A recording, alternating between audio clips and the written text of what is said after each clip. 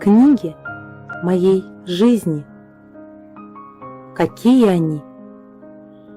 Как они определяют судьбу человека? Как помогают сделать выбор? Какое влияние оказывают на становление личности? Как они помогли нашему гостю найти себя? И чем они могут помочь измениться нам? Наша сегодняшняя гостья все школьные годы провела в Национальной библиотеке Чувашской Республики. Стремилась быть лучшей в учебе и много читала. «Будь лучшим, учись у лучших» – таков ее жизненный девиз. Многим знакома как автор методики и ведущая знаменитой акции «Зарядка со звездой», которая в 2013 году вошла в Книгу рекордов Гиннесса России и Европы. В ней приняли участие 28 250 человек.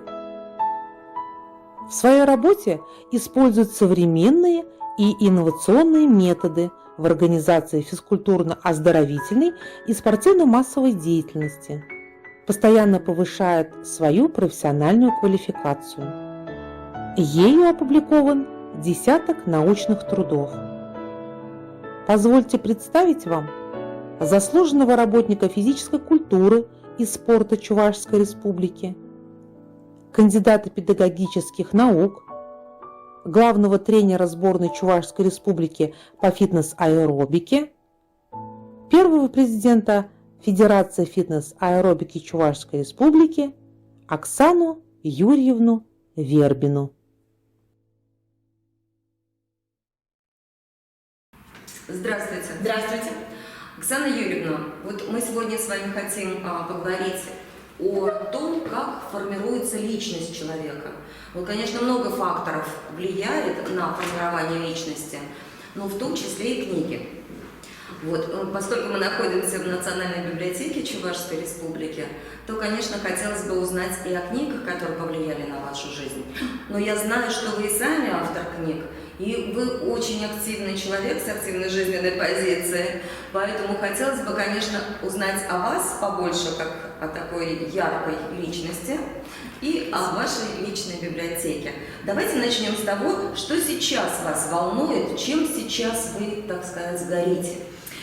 Ну, во-первых, здравствуйте, Светлана, здравствуйте, аудитория. Хотелось бы поделиться тем, с чего начинали и как нас мотивировало это все. Я хочу сказать о том, что я благодарна за то, что вы пригласили.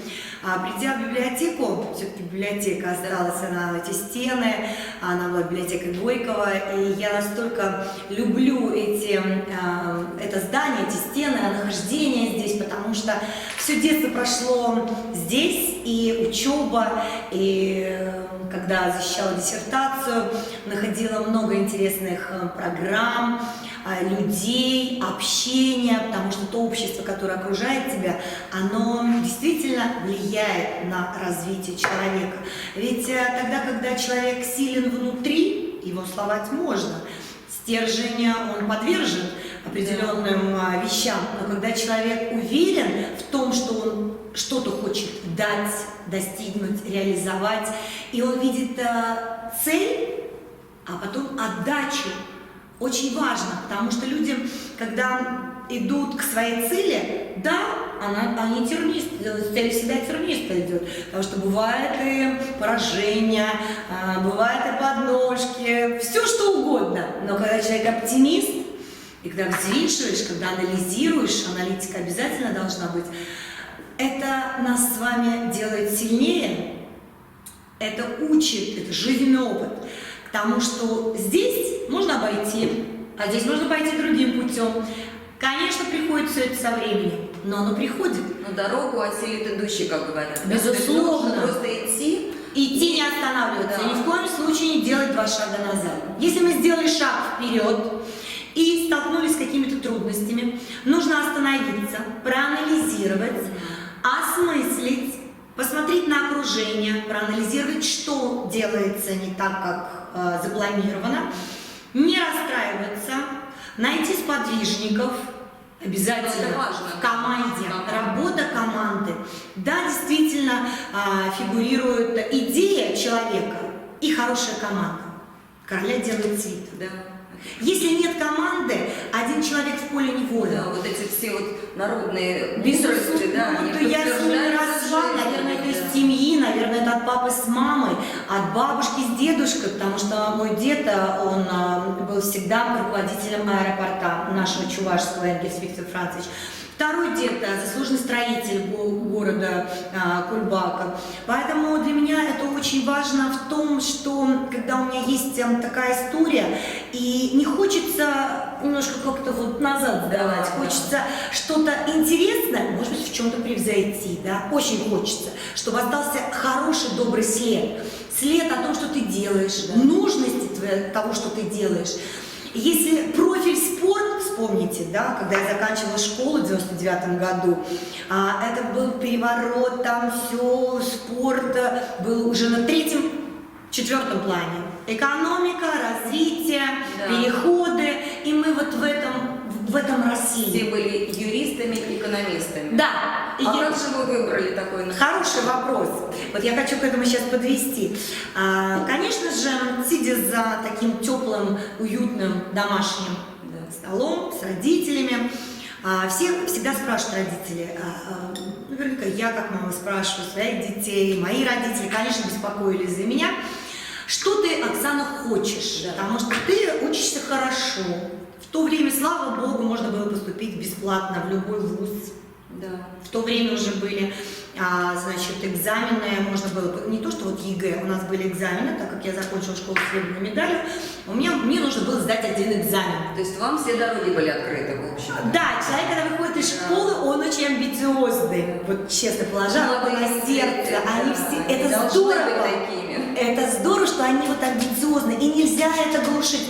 Действительно, если посмотреть на определенные вещи, либо родители слишком хотят много и так далее. Надо дать путь, не то что свободу, что иди куда хочешь, нет.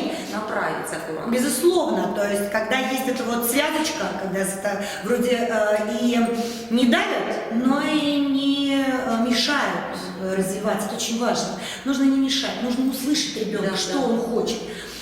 И конечно же, я пошла на юриспруденцию. Я как сейчас помню, у меня был первый экзамен история, Ливонская война. Я была уверена, что я написала на 5, но мне поставили 4.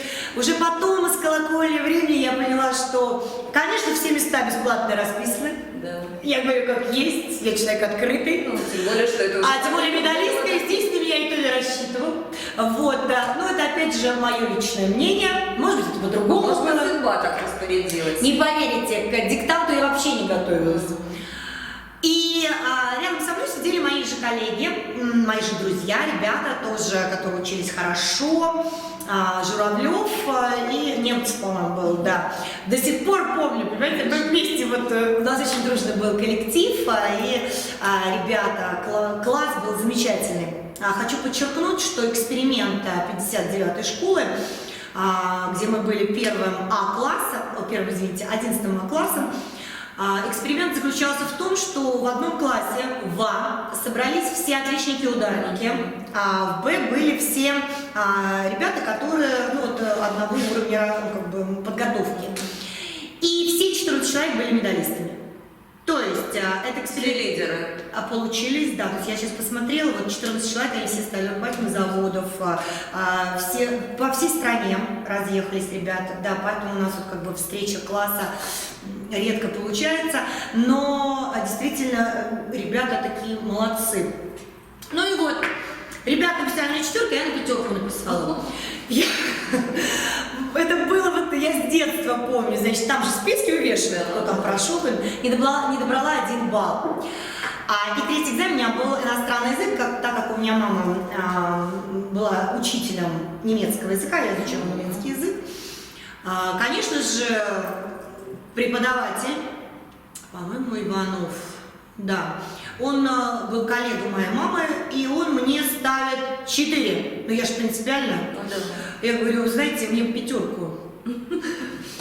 Потому что я знаю на 5, в рамках школы. Конечно. То есть, если бы я бы училась в университете или, значит, на иностранных языках, безусловно, то, что... Ну, Школьная программа. Это мне было 18 лет, просто я анализирую, сейчас вот смотрю, да, тоже преподаватель, я же 10 лет работала в Чувашском педуниверситете на кафедре физического воспитания, доцент кафедры, а также работала в ВУЗе, кооперативном институте, да, то есть в ЧГУ, потому что у нас узкая специализация по фитнес-аэробике. У нас по этой специализации, если посмотреть в системе интернета, очень мало кто защитился. Защитилось 3 человека по стране. В рамках настолько фитнес, редкие а с 2006 года фитнес вообще вошел в систему. Раньше был шейпинг. Да, точно. Шейпинг. Точно. Потом он уже переквалифицировал, как перешел в фитнес, стало это модным. Я еще помню, когда мы были на соревнованиях, да, там в Европе просто буквы «фитнес». Я думаю, да, как интересно, мы же пишем название, организацию, там еще что-то там куча, пока прочитаешь, дойдешь. А там прям буквы ярко, и все видно, да. И мы сейчас к этому пришли. Можно просто написать, не надо писать там Федерация фитнес-аэробики Чувашской Республики, Федерация акробатического рока. Можно писать фитнес, рок-н-ролл. Вот. Все будет понятно, что здесь, сюда можно идти, там детки, взрослые и так далее. Все к этому приходишь. Естественно, берем информацию, когда, наверное, мне просто повезло с моими друзьями, в том обществе, в котором росла. Действительно, не сказать, что вот прям вот легко все удавалось. Нет, в 33 года только закончила учиться. Первое образование у меня муниципальная экономика, дело производства Санкт-Петербургское, второе образование. Пригодилось вам это образование? Безусловно. Так как я сейчас возглавляю 8 организаций. Управленческие навыки, конечно, получены вам. А как же, муниципальная экономика, да. Вы никуда не денетесь. То есть, если вы хотите что-то возглавлять, вы должны знать структуру, как это организовать, чтобы возглавлять. Чтобы эффективно работать. Конечно, мало того организовать, но чтобы это было как вот дом. Да? То есть это не просто работа, да. Куда тебя принудили и пришел. И работаешь, когда же закончится время, когда я домой пойду. Нет, на работе время должно таять. Это должно быть любимой работой. Да, любимой, но еще и должны быть возможности какие-то реализовывать себя, да, чтобы видно мотивация. Да, ценили, да. Чтобы тебя ценили, и говорили спасибо. Вообще любая мотивация может быть. Да. Может быть и материальная, согласна может с вами. И моральная. Согласна. Моральная – это первое, в чем порядке. Когда постоянно приходя, вот сейчас вот очень, почему сейчас идет увольнение? Да. Потому что все давит. Все сверху, пришел на работу, начальник, дома там, дети, уроки, вот это все быт, да? Хочется праздника, просто человеческого счастья. Да. И вот если проанализировать, погода полгода, да, солнца нету, да. Мы же все равно солнечные люди. Конечно. То есть солнце это эндорфин. Да, это витамин D, который вырабатывает эндорфин. Поэтому, конечно же, гормон счастья, он нужен каждому человеку. Если он на работе мучает, досуга нету, людей, с кем можно на шашлыки, как раньше, сходить, да, то есть я очень благодарна тому, что общежитие, малосемейка, одна комната, понимаете, мы так дружно жили, одна курица, разделена на 4 части, да, это было, и мы были счастливы, мы были счастливы, а какие круги собирались, а какие ребята были. Все-таки в чем составляющая этого счастья? В общении? Вы знаете, составляющая счастья, первое, нужно внутри быть счастливым. Быть самой счастливой. Да, и дарить это, и вокруг себя сплочать вот эту вот всю информацию, безусловно. Вот если вы вот это вот все создаете, и вокруг вас все это крутится, и ты вокруг них крутишься, потому что ты слышишь их. Да, действительно, я тоже как бы не сахар, потому что любой лидер, да, есть ведомые, есть ведущие. Это есть такое понятие. Но вот этот вот человек, механизм. Гармония должна, да, какая-то быть все-таки вот между. Идея должна быть. Плюс ко всему реализованная идея, чтобы она была интересна не только тебе, но и твоим коллегам. Да, то есть это надо все-таки обсудить. И когда вы пишете, почему у нас вот федеральных грантов 7? Да потому что мы даже соревнуемся с коллегами. Первый грант у нас массовая зарядка. Значит, вот «Поверь в себя», вот книжка, да, но это уже вот 19-го года, написал мой заместитель. Вот она вот в 20-м выпущена, в 19-м. Проект очень сложный был. В каком плане? Затронуты слои населения, детки, которые остались без родителей. Либо один родитель, который находится в реабилитационном центре, то есть они уже с психологами, да. И таких очень много. Мы взяли реабилитационный центр города Чебоксар, один дом, детдом, и, поверь в себя, проводили семинары целый год по 2 направлениям, аэробика, степ. Убеждали деток, что действительно спорт, если ты тренируешься, ты всегда подтянутый, ты всегда с настроением, у тебя всегда все работает, то есть ты не спишь на ходу, ты всегда что-то хочешь сделать, да, потому что я этого тоже хочу. И когда ты это передаешь людям, деткам, все равно из 20 человек 3 человека, 5 человек, а где 5, там и 10. Загораются. Да, и в следующий приход они уже знают, кто придет. А можно как-то вот потом уже оценить, как они в жизни, как сложилась их судьба? Конечно, то есть для этого мы и пишем, потому что многие пишут проекты, а дальше вот так, реализовали, все, мы забыли, все, переходим к следующему. Нет, мы однозначно на своей странице, у нас есть 6 строчек или разделов на сайте, где вся сливается информация, что сделано в данном, где они выступали, где участвовали, какие у них интересные программы. Та же зарядка с телевизором, мы каждый год ее там проводим в садике. То есть детки, получается, те, которые уже прошли семинары, ну пускай сейчас они не созрели, но через год-то они созреют, я уверена в этом, потому что 1 год пришли, 2 год, уж на 3-й год точно пойду попробую, правильно? То есть это же, когда вода точит камень. Если мы с вами постоянно с разных концов будем заходить, мы достигнем этой цели. Но если мы зайдем, у нас с вами не получилось, и все, и вот многие сели, и киснут, да, сложно, никому не легко. Но даже результат сразу не достигается. Нет, через 20 лет я почувствовала, что это счастье дарить свои знания садикам, школам, делиться, ну и подарить, наверное, энергетику, любовь к спорту, любовь к своему виду спорта, фитнес-аэробики и акробатического рок-н-ролла. Потому что если ты его сам не любишь или сам не любишь свою профессию, ты его не сможешь подарить, и он не полюбит это же. Ведь согласитесь, когда вы вспомните себя в студенческий год, есть интересный учитель, а есть скучный учитель, а есть учитель, который мячик бросил каждый урок физкультуры, сел на стульчик либо ушел. Все, ребенок конечно, он на физкультуру ходить не будет. Абсолютно. Вот моя диссертация, опять же, затронула проблему дифференцированного урока физкультуры и спецмедгруппы. Что это такое? Спецмедгруппы. Мы помним, основная группа и спецмедгруппа. По справке, конечно, не хочется носить форму на лыжах там и так далее, да, мячик или, что я не любила, это я, правда, делюсь, да, веревка, вот это вот, да, и все время, не могу, это же все равно нужно показать методику, выучить это на уроке. Нет, мы результаты, значит, сразу, пресс ладно там, значит, поднятие ног хорошо, приседания хорошо, там, с мячиком игровые виды спорта плюс-минус, работая в школе, 3-й час физкультуры, пошла работать в школу, думаю, почему же оно никак не идет, почему не могут, не хотят учителя физкультуры уйти от той формы, которая была создана в 1975 году. То есть сам урок-то его создали, и все, и мы его же надо дальше развивать. А если поменялись уже давно? Детям уже интересно, да? Дети уже давным-давно поменялись. А методика осталась та же. Безусловно, ее вообще, слово безусловно, надо сейчас убрать, потому что вы абсолютно правы.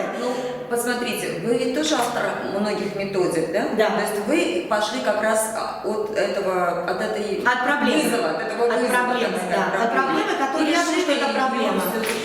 Пытаюсь решить, конечно же, что-то получать, что-то нет легких путей, но мы видим движение, движение вперед.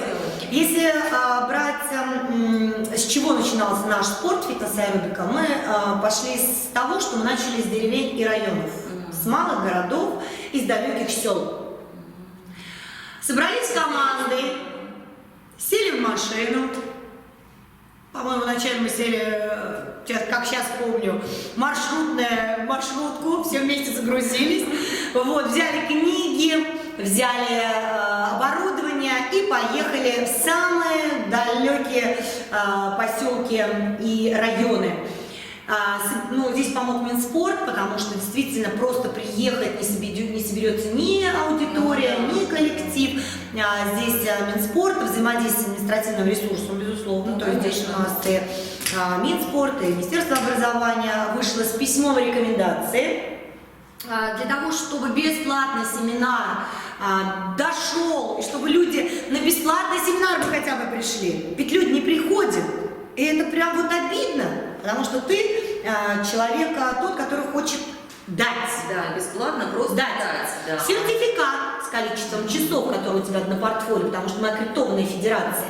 Вот. Дать нужную информацию и правдоподобную информацию, потому что мы люди дела. Мы сами воспитываем чемпионов. Из своей практики, не просто какую-то теорию. Конечно, нет. Мы вообще теорию даем меньше, больше практики, а теорию все выкладываем, вот академические часы идут в литературе. Если вот мы пишем, допустим, там 16 часов, значит, вот здесь вот, допустим, 16 часов, и плюс еще видеоматериал.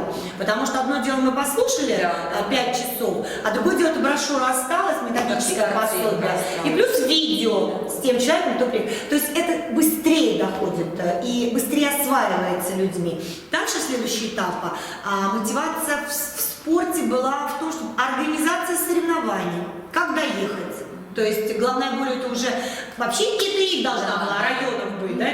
Но опять же мы вместе решали этот вопрос для того, чтобы они уже закладывали в свой бюджет, что вот в эти даты проходит официальная спартакиада школьников, а также была выступила предложена инициатива, чтобы из 13 видов спорта, если район выставляет все 13 и первые места, то их премировали сам район. И, конечно, район был заинтересован. Конечно, замотивирован было хорошо. Конечно. А в каком году вы начинали? В 2008. А сейчас уже, получается, традиционно проходит? Сейчас мы возобновляем заново, потому что спартакиада школьников сейчас будет проводить, сейчас она будет называться турнир школьников Министерства образования, а Минспорт возвращает опять спартаки, потому что спартакиада России проходит. Да. Вот. И мы будем то, что уже наработано.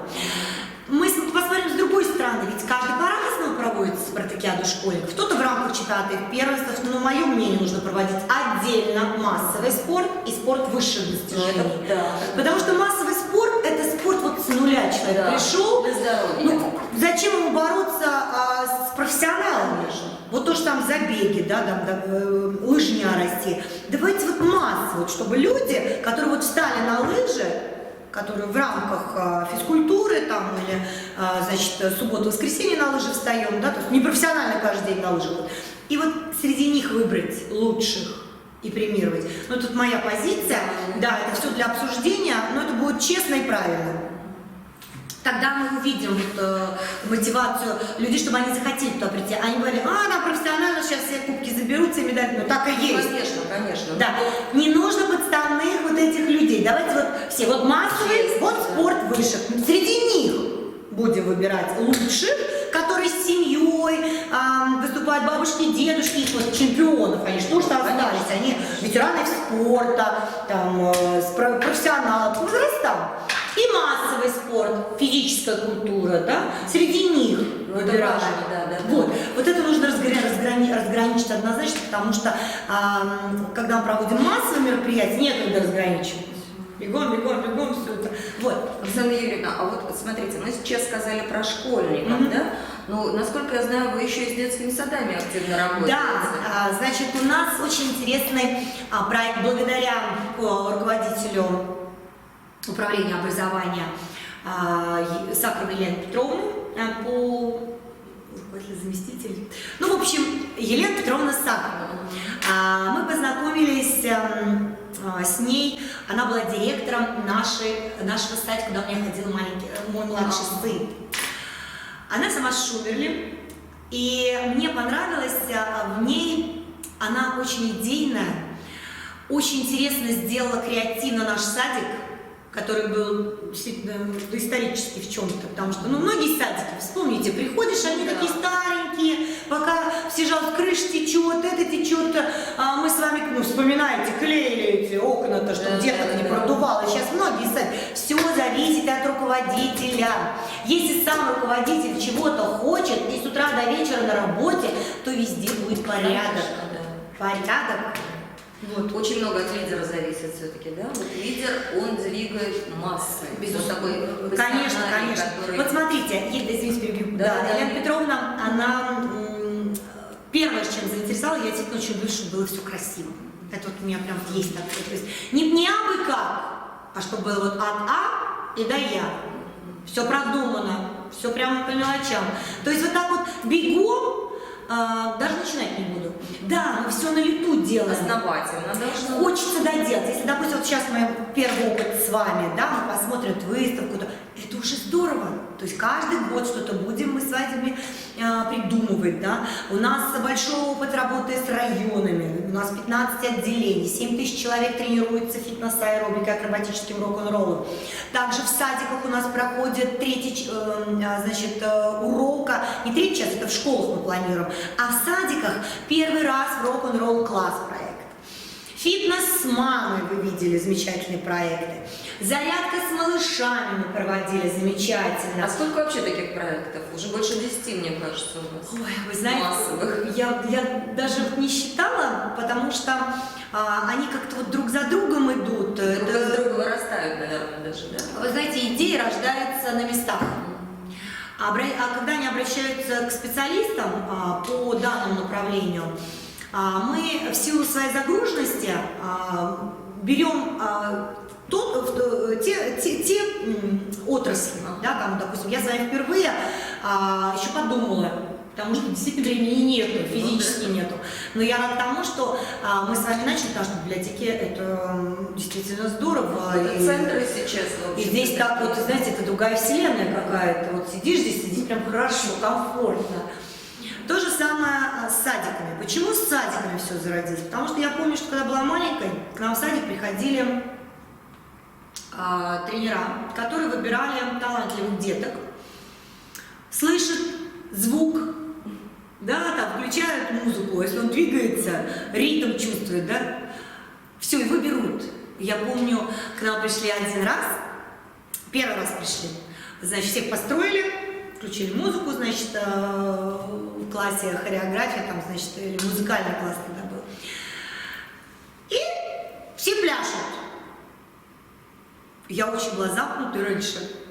То есть с процессом, вот жизнь моя активная, видимо, спорт во мне это воспитал, да, что вот надо добиваться, что нужно это вот обязательно достичь, что нужно учиться хорошо. Для меня получить 5, я очень люблю вообще цифру 5. То есть синдром отличницы у меня есть. Аспирантуру, вот понимаете, в 33 года пойти закончить аспирантуру, защитить диссертацию, конечно, когда у тебя уже дети, семья, спорт, спортсмены, залы, районы, семинары, проекты, общественная жизнь. Да? А ведь оно, получается, если ты не взялся и не учишь это, получилось так, что развивались разнопланово. Политика – это одно, да, то есть изучаешь законы в физической культуре, чем помочь, потому что спортсмены действительно, когда мы на сборах или на соревнованиях, учиться было некогда, то есть мы саморазвитием занимались практически. А если ты дальше пошел учиться, мы с чем столкнулись-то? Когда в 2006 году пришел вид спорта, фитнес-аэробика, пособий было 0. Что нужно делать в данной ситуации? Конечно же, с красным флагом, вот, с российским мы идем и думаем, давайте вот этот опыт мы перенесем, свой опыт, как стать чемпионом, и попробуем, хотя бы попробуем начать реализовывать свои идеи. И Герой Леонидович Драндеров поверил в мою идею для того, чтобы помочь мне, я ему очень благодарна, значит, реализовать развитие фитнес-аэробики и написать методику и теорию. То есть он научил меня этому, наверное, это будет, не наверное, а точно, он был научным руководителем. В аспирантуре я училась 6 лет, все учатся 3, я соискателем, я училась 6, потому что мне было жутко интересно общаться с таким гением, как Георгий Леонидович, он действительно очень интересный человек. И я ему благодарна за то, что, придя на 4-м месяце беременности с этими идеями, он не побоялся взять меня в аспирантуру соискателем. 6 лет я там была, училась, мы с ним все по полочкам разложили. Также пошла работать в Чувашский педуниверситет, реализовывать свои идеи вместе с Георгием Леонидовичем, дифференцированный урок. И в рамках урока физической культуры мы воспитали 17 кандидатов в мастера спорта России. Здорово. Вот это результат. Да, за 10 лет 17 кандидатов в мастера спорта. Притом люди, мне же дали, знаете, не чемпионов, не физвоз, мне дали начальное образование. То есть вот рядом с нами, вот физическое физвоз, и рядом как раз педагогов обучать, начальное образование. Но опять же, я же оптимист. Я думаю, хорошо, ведь мы в школу приходим, один учитель ведет все предметы, включая физкультуру. У меня сразу родилась идея, а почему нет? Я их сейчас обучу, мотивирую, они станут, даже не любя спорт, ну это правда, там процентов, наверное, 40-50, да, которые не занимались ничем никогда, они вот на физкультуру, по фитнес, у нас физкультура была, вот именно дифференцированную, конкретно фитнес-аэробика. Значит, мне купили оборудование, спасибо огромное Чувашскому педуниверситету, они поверили в меня. И мы начали работу. Начали проводить статистику. На физкультуру какая посещаемость? У всех 60, 70, у меня 99. Я уже говорю, ребята, вот понимаете, вот не пришел студент, домой пошел. А ты обязан, потому что, ну как бы так нельзя говорить, ну я думаю, ну почему ж так? Ну думаю, а уже потом, когда прошло время, 10 лет, девчонки приходят к нам в федерацию, приводят деток своих, приходят поздравлять с днем тренера, с днем учителя. Так приятно, дорогого стоит. И действительно думаешь, Оксана, ну, значит, ты интересна была детка, значит, ты нужна была в их вот в этом, когда они учились в университете, в этот период жизни. А почему я их смотивировала? Потому что они же в глубоких деревень учились, на начальные классы. Они вот с районов, с маленьких, они, приехав в Чебоксар, как в Москву. И, конечно же, такой учитель, которых на зарядку, там, на все собрания водил, значит, они видели все какие-то интересные совещания, там, спортсменов, коллеги, вот, и даже был период, когда на зарядке со звездой они работали со мной на площадке и встретились, работали 1,5 часа с Дмитрием Губерниевым. Есть большая книга. Да. А вы же еще имеете какой-то рекорд в книге рекордов Гиннесса, да, как самая массовая, по-моему, зарядка. Да, 25 тысяч. Вы знаете, в 2013 году 27 250 человек присутствовало на данном рекорде одновременно. В чем был смысл данного рекорда? Взаимодействие административного ресурса, потому что без действительно того, что когда не справится никакая федерация, только вместе сообща. Была идея, ее поддержали. Вот, значит, как это все возникло? Черкесов Леонид Ильич пришел к нам на соревнования первый раз. И перед соревнованием мы проводили зарядку. Почему? Я это увидела в Самаре на всероссийских соревнованиях. То есть они все делали зарядку вместе со всеми лидерами, с руководителями, с депутатами. И так все прям креативненько прошло. Мне так понравилось. Я думаю, дочки, я тоже проведу. Вот. И, значит, чтобы долго не разговаривать, то есть поприветствовали и сразу движение вместе. Вот. И, конечно же, это понравилось, потому что это интересно было, креативно, и вроде никого этого не было. Герой значит, Черкесское Ильича говорит о том, что, а может мы попробуем в парке провести? Я говорю, хорошо. И мы первую зарядку провели в ЧГУ парке. Там не вместил всех людей, кто пришел на данную зарядку. Дальше Ладыков Алексей Олегович предложил, а может мы на Красную площадь? Да, почему нет? Да, а книгу рекордов Гиннесса, может быть, тоже попробуем? Я еще тогда не знала, что данная работа, она жутко интересная, очень насыщенная. Это было все, от организации до входа людей, выхода людей, звук, свет. Чтобы не навредить людям, да, комплексы, которые они должны были выучить, потому что это было в регламенте, не просто так, ты вот захотел там-то. То есть люди должны были делать в одну сторону, одной рукой, одной ногой, в одну сторону смотреть, потому что сверху летал самолет, который все это снимал, и все эти критерии должны были совпасть. Далее, как кандидат наук, написала программу, экспертный совет Чувашского педуниверситета ее утвердил, что этот комплекс упражнений он доступный, не травмоопасный, для массовых мероприятий, значит, каждый может это все делать, да, вот, и у нас это все получилось.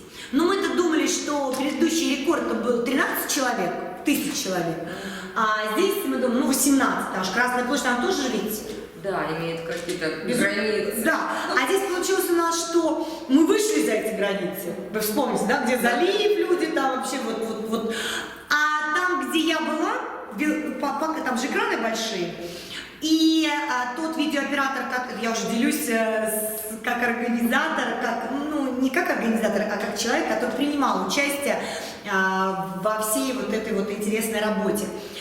2 экрана, маленькая сцена. Вышли за рамки площадки. Естественно, с конца залива не видно этот вот маленький, эту либо выше нужно было поднять, но это уже потом санализировали, либо экраны, как делают на больших концертах, да? Что делает видеооператор? Видеооператор снимает всех вокруг. Вокруг. Детей там. Вот. А людям-то что делать? Они смотрят на экран, то есть им стоять же нельзя. Но в силу того, что, наверное, вот эта энергетика, и, наверное, точно, то есть вот это вот вся желание, чтобы оно получилось всех, и у нас оно все получилось, действительно. А перед этим, как мы выучили все-таки данные программы, данный комплекс упражнений был разослан во все организации, школы, садики, высшие учебные заведения, и данные 3 комплекса, 3 блока было, да, 3 блока, 4 блока были выучены. Сейчас я говорю как есть. Значит, тогда, когда Дмитрий Губерниев после первого блока говорит о том, что, как-то вот надо что-то поинтереснее. А второй блок, музыку, я поменяла прямо вот за день. Об этом организаторы не знали. Вторая музыка была «Олимпийский огонь». Я ее поменяла. То есть каждый блок – это своя музыка. То есть она тоже должна заводить. От музыки тоже многое значит. То есть вот когда ты слышишь, что тебе нравится, и ты ее где-то, вот ты прям вот балдеешь от нее, ты хочешь в нее танцевать и двигаться. Вот. И поставлю «Олимпийский огонь». А оказывается, у Дмитрия Губерниева учитель, любимый учитель, ставил Олимпиаду 80. Так у него личные воспоминания. Я даже, правда, положа руку на сердце, я даже не знала этого, и нигде не написано. Вот. И настолько на одном дыхании мы провели все 1,5 часа. Я настолько благодарна ему, потому что он просто человек с большой буквы. Это такой мотиватор. Он высокий, красивый. Но если попасть в горячую руку, как в первом блоке я попала, знаете, мало не покажется. Но второй блок, и он же потом поделился, они в 12, где-то вот если мы начали зарядку в 10, а закончили мы ее в 12:30, и потом уже после нашей зарядки пошли другие блоки, да, то Дмитрий Губернов как раз написал в «Советской Чувашии», что девчонки, команда девчонок зарядки большие молодцы. И у нас даже на сайте висит ребята, вот, с кем мы работали, это Карелия, Валуев, значит, Светлана Владимировна Томилова, заместитель, который была министром. Да, вот кто был на зарядке, они все оставили свои эмоции. У нас за ним есть, значит, фотография и их эмоции. В памяти осталось это, и действительно мы очень довольны тем, что первое, возникла идея, что это получилось, что это осталось. На сегодняшний день данный рекорд еще ни одна республика не повторила. Ну, 27 еще надо собрать, а с пандемией-то я сейчас не знаю, когда мы вернемся в нормальное русло. И действительно горды тем, что получилось совместно с городом, потому что без работы команды это невозможно. А вот скажите, пожалуйста, Оксана Юрьевна, вот вы работаете с детьми, школьниками, с разными категориями людей, а вот у вас свои дети в семье, да. Они тоже подвержены такому воспитанию, такой дисциплине спортивной, или они у вас другие? Сейчас объясню. У меня моя мама, тоже была вот харизм. Есть такое понятие харизм. Да. Харизм бывает пассивный, активный, ну, с возрастом. Мы все, менее выраженный. А вот этот харизм, наверное, он идет по генетике. Все-таки вот у меня мама тоже вот... Генератор идей в нашем доме, наверное, являюсь я. Да? Нет, у нас в доме, в нашей маме тоже была, потому что она защитила диссертацию как кандидат наук психологии. Мой брат военных наук защитился, я защитилась, мой родной брат у меня еще, старший есть брат Вербин Игорь Юрьевич. А я спортивных наук, ведь специфическая отрасль, спортивные науки, ведь согласитесь, все, кто спортом заниматься, учиться некогда. А ведь знания, те, которые имеет спортсмен, он может передать обществу. Но так как ему некогда учиться, он и передать это не может, потому что это написать нужно, это потратить время. Да, и, конечно, когда мы начинаем учить детей, то тот, кто написал, он очень далек от спорта зачастую. То есть он просто человек, который умеет писать. Но не спортсмен. Но я думаю, что он взял в себе, сейчас модно называть спикеры, значит, либо человека, тот, который разъяснил. Да, потому что если ты работаешь в университете и пишешь о спорте, и зачастую ты не спортсмен, как консультант, взял? Да. Ну, а вы, получается, совмещаете в одном лице получилось так, да. И пишущего. Получилось просто так. Потому что когда я забеременела, думала, что же я буду делать? Надо писать. Время же. Да. Пока ты беременная, 9 месяцев. Да. Потом маленький ребенок. Вот. И тогда, когда у меня Глеб уже сейчас 16, вот 16 лет назад это было, вот 16 лет назад, думаю, надо же себя куда-то реализовывать еще, то есть надо писать. Приходя в зал, ты же не будешь сидеть. Так вы вырастили из Глеба спортсмена? Спорт они любят все. И Юра, и Глеб. Но я думаю, что я своих детей очень люблю. Для них тяжело, когда мама активная. Ведь талант учителя, ну или призвание учителя, воспитать лучшего ученика, лучше себя. Тогда ты хороший учитель. Поэтому детки, мои детки, они хотят реализоваться так, чтобы быть более ярко выраженным лидером, и действительно им вот это вот и они выбирают свое направление. Да, то есть однозначно они Вы говорили вначале, что надо прислушиваться к ребенку сначала, увидеть в нем. Это я уже потом поняла, потому что пока мы молодые, мы шашкой машем. И старшие детки, конечно же, это вот по молодости мы все вот, это счастье с колокольни. А тогда, конечно, деткам, ну мы все так воспитаны были. Да. Без этого никак. Но тем не менее же это все равно формирует какую-то дисциплину, характер, лидерские, опять же, качества. Возвращаемся к семье. Да. Семья основополагающая, как все говорят, ячейка общества. Все идет из семьи. Вот какие мама с папой, бабушка с дедушкой, как собирается традиция. как древо жизни формируется, кто у тебя правнуки, бабушки и так далее, что делано, да, то есть вот все формируется, да. И дети это видят, и они не хотят по-другому, они хотят быть лучше. Да. Лучше. Ну, это и правильно. И я очень благодарна своему мужу за то, что все друзья у него спрашивают, как ты, значит, со мной, то есть, живешь? Нет, мне вообще не интересно, кто как живет, да? А так как я вот как двигатель все время ношусь, мне понравилось, муж, это я уже услышала от друзей тоже наших совместных, семейных, Оксана дом друга, правильно, потому что я наскочусь целый день, а дом ты хочешь спокойствия. Конечно, я же дом тоже не буду вот бегать взад-вперед там со всеми этими. Нет, конечно, домом бытовые, я очень люблю уют, комфорт. У меня 4, значит, периода года. Лето, зима, осень, весна. Занавески, подушки, передвижение шкафов, интерьер. Вот 4 раза в году я все передвигаю.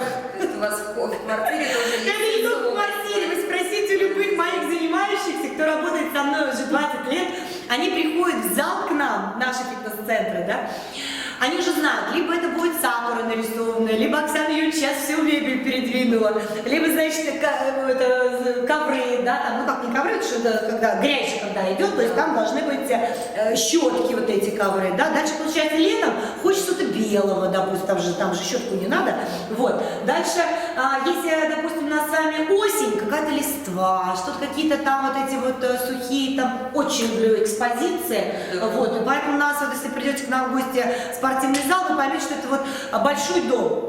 То есть это не спортивный зал, потому что девчонки там целый день, потому что я сама тренировалась в Дворце детского и юношеского творчества и благодарна судьбе, что для меня Дворец детского и юношеского творчества стал вторым домом.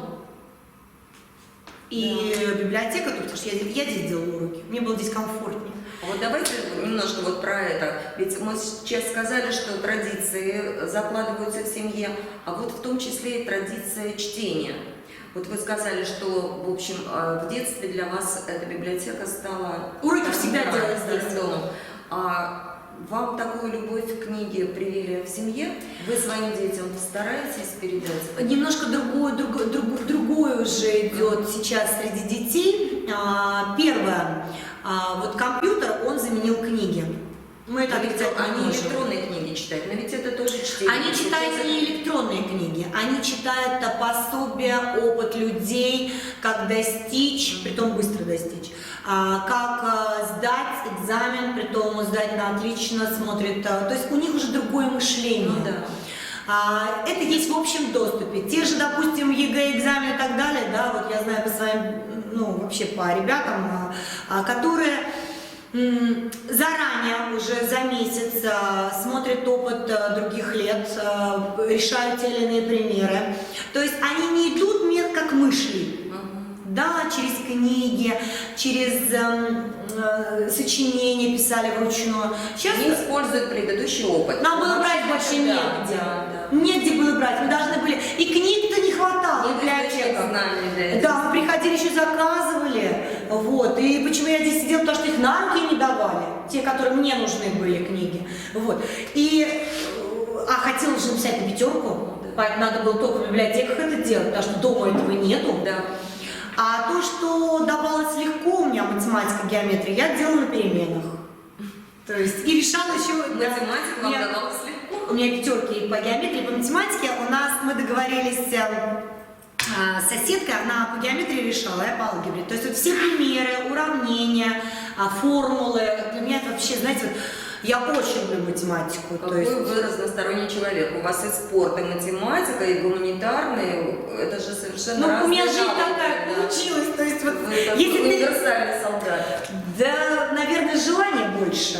Не то, что, вот, допустим, принимая на работу, потому что у меня штат 41 человек.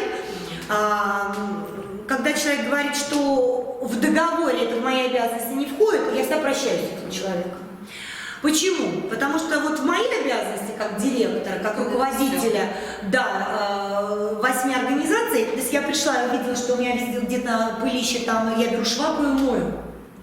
То есть я не буду ждать, когда придет уборщица и помоет, который помыла с утра. Потому что в течение дня, вы же понимаете, друг за другом же идут люди. Вот. А человек же со шваброй же тоже не может целый день. Конечно же, слава богу, что сейчас вот с карантином нас их обязали через каждые 2 часа убирать. Поэтому уборщица с тазом тоже не может стоять. Клининговая компания у меня убирается с утра, а дальше, получается, через каждые 2 часа, согласно указу главы, мы берем и убираем. Раньше мы не использовали же хлорку, сейчас мы все натираем. Дальше брызгалки, руки, когда мы с вами столько спирта на руки? Нет, конечно. Поэтому вот эта вот чистота для меня очень важна. Также, чтобы вот придя в помещение, было тепло, уютно. И чтобы вот занавески не висели в 5 лет одни и те же, а все-таки нужно менять. Если ты куда-то, обычно, когда приезжаешь в соревнования, ты все равно оттуда что-то везешь, какой-то маленький сувенирчик, еще что-то. И оно вот накапливается, а так, чтобы оно вот не захламлялось, чтобы оно не давило, нужно его как-то вот создать ему какой-то вот, так, чтобы оно вязалось, чтобы оно было нужно. Нет, не то, что я вот мелочевку вот эту всю набью, нет. Уберу куда-нибудь, плюс ко всему есть клуб, у меня есть дамочки, пенсионеры элегантного возраста, такие дамочки, вообще молодцы. Вот вчера 76 лет отмечали, там такая дама, вот она и поет, и цыганочка сплясала, и шоколадки всем подарила, то есть у них традиция. Если у тебя день рождения, все, кто твои друзья, ты даришь им подарки. Не они тебе, а ты им, что они пришли. И я их понимаю, потому что они дожили до 76 лет вместе. А ведь согласитесь, мальчики ведь до 50 лет, вот у меня сколько друзей, ребята, очень жалко, талантище. Я всегда задаюсь вопрос, ну как же так?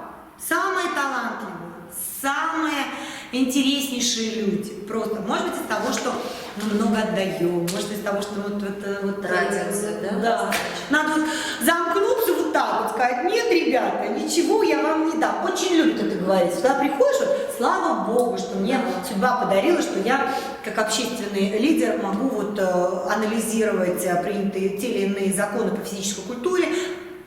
Также мы согласовываем при коллегии Минспорт, куда я вхожу, нужность данных законов и постановлений, чтобы они были нужны спортсменам в нужное время, в нужный час, и спортивным школам, потому что этот механизм нужно разрабатывать. Законодательная база, и то, что уже устарело, ее нужно убирать, это тоже изучать нужно. Общественный совет при Минспорте, туда я тоже вхожу, вот, он ведет, чтобы мы слышали народ, спортсменов. Да, сложно, но об этом нужно говорить. Некоторые говорят, не буду говорить, меня завтра уволят. Да не бойтесь. Надо озвучивать, да, вопросы, пока не материализовать, да. То есть мы их, когда говорим, мы проговариваем вверх. То есть мы хотим это сделать. Изменить что-то. И оно получается, об этом нужно говорить. Я всегда проговариваю. Я говорю, я этого очень хочу, мне надо, я должна. Вот. И когда ты изучаешь вот это все, то есть когда ты знаешь эту информацию, ты ее применяешь уже к себе вовремя. Не переваренную информацию, которую спустили, а ты уже там был. Вот я, допустим, вот сегодня у нас госсовет, да, вот я не вошла. Интересная информация. Мне очень, кому-то не интересно, а мне интересно. Мне интересно изучать, мне интересно знать.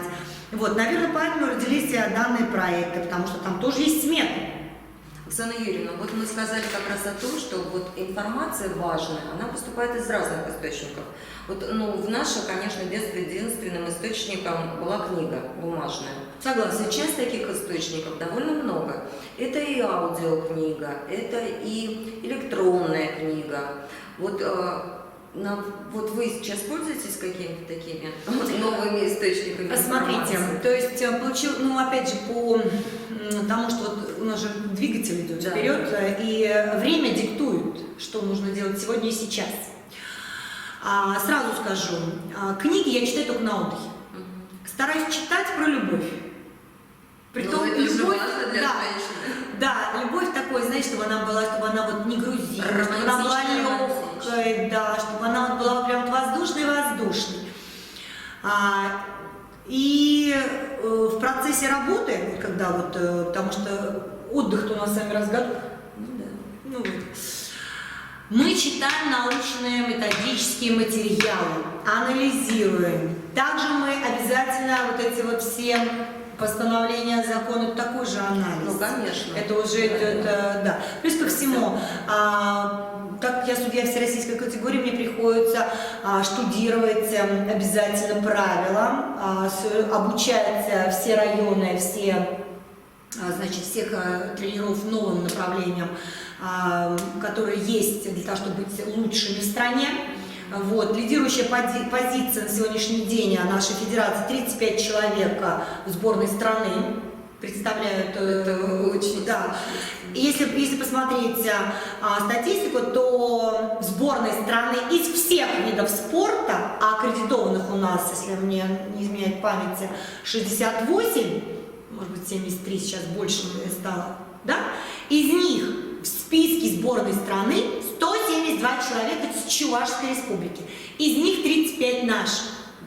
35. Чтобы этого достичь, нужно ногами ходить обязательно, нужно звонить каждый день, нужно смотреть, что он делает, нужно помогать, помогать как вот, не скажу, что я вам все дам, нет. Я их как бы мотивирую так, чтобы они до этого дозрели. Почему? Потому что спасибо главе республики, да, стипендия, хорошие стипендии. То есть если 11, вот сейчас у меня детки целый год, 11-13 лет, 7800. Ну там, да. А взрослые 25 тысяч. Да. Понимаете, взрослые, 18 и старше. Тренер, понятно, что нет, это опять же на обсуждение сейчас будем обсуждать. Ну как спортсмены стипендию получают, а тренер? Тренер опять как бы, немножко, это да, работа, потому что это новый закон, он классный, для нас это прям вот супер. Вот, но тренера тоже забывать нельзя, потому что и так с утра до вечера на работе, и чтобы воспитать чемпиона России, Европы и мира, это нужно, мне кажется, 36, включая еще сонные, чтобы встал и сплясал. То есть, конечно же, это же здесь должно быть. Вот, и вы говорили про книги. Да, книги, они сейчас другие тоже книги, согласитесь? Да, конечно. Книга, как там, допустим, вопрос-ответ, да, там лучший папа, да, худший папа, да, там. Вот сейчас вот идут люди, вот смотришь в интернет, заходят, да, люди ведь художественную литературу редко читают сейчас. То есть научную литературу, познавательную, психологию. Познавательную тоже. Вот я, допустим, читаю четко, вот конкретно, потому что мало же времени, да, то есть нужно подготовиться к совещанию, нужно подготовиться к регламентной работе, да.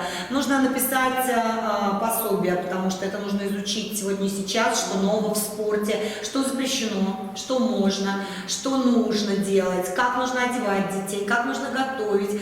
Росада, семинары, что вообще можно, какие витамины деткам рекомендовать, если притом мы ничего не рекомендуем. Мы отправляем в физдиспансер, но опять же человеческий фактор, ты же едешь с детьми дальше. Мы проходим все семинары, изучение международных правил.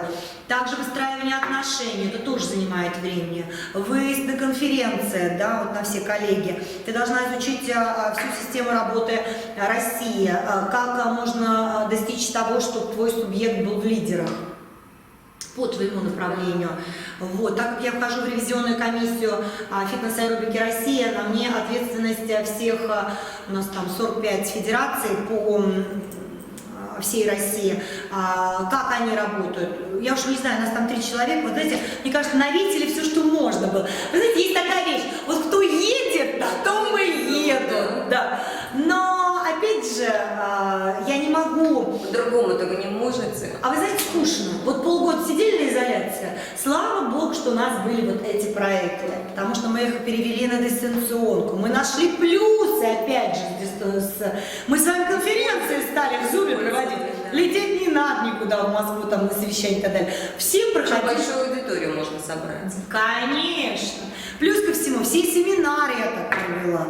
Вот, выслала все учебные пособия, видео и так далее. То есть есть плюсы, надо их просто находить. Не нужно постоянно, вот там это, то, все не додали, все.